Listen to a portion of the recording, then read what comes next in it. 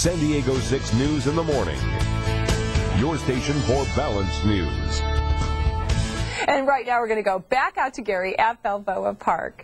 And Gary, it's probably going to be great weather for a Halloween festival on Sunday, I'm imagining. Oh, yeah. You know, if you don't mind it being a little bit warm and dry. But, yeah, weather-wise, it is very, very nice. And it is warmer than normal for San Diego this time of year. We'll talk more about that in a second.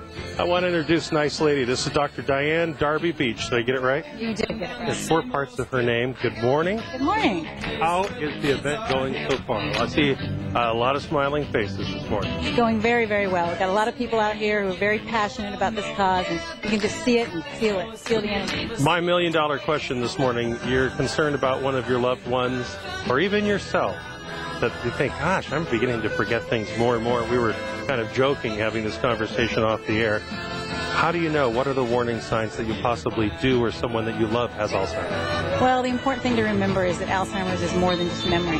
So if you forgot where you put your keys this week, forgot your neighbor's name, doesn't mean you necessarily have a problem.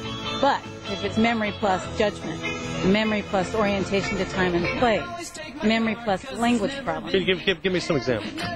Someone with a disease might call an iron a pencil. Or pretty soon they can't find the word for something. They say, get me that thing, you know, that thing you go like this with. Disorientation. I'm in trouble. I'm in trouble. You know, going out and going to the grocery store and getting lost. You know, if your loved one is gone and they're gone for an hour to go to do a 10-minute errand.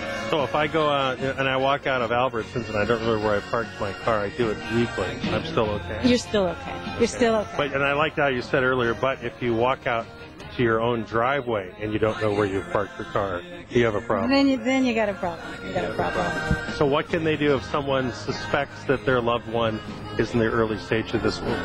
Honestly, give them advice. Where do you start? The most important thing is to get to your doctor, get a referral to a neurologist, and start working up an early diagnosis. The earlier we can make a diagnosis, the more help we can give. We've got medications that are really good at modifying symptoms. They help people stay in the early stages longer, but they're really only the most beneficial real early on. Is there a certain age group that seems to come into play for Alzheimer's more than others? I was looking at your stat sheet. It said 55, and that petrified me. No, really, it's 1 in 10 people who are 65 years of age and older will have the disease.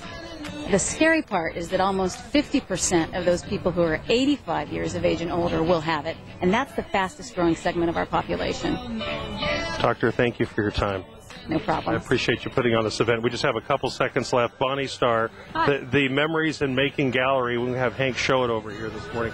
This is part of therapy for Alzheimer's patients. It's a therapeutic program that we have where they can go into a facility that could be one in their community. A lot of the people are just in their own facility there. Sure. They sit down with an artist and they have an awesome time playing with paint and creating something. What's really wonderful is that a lot of times through the discussion of what's happening, they can bring memories out that were forgotten before.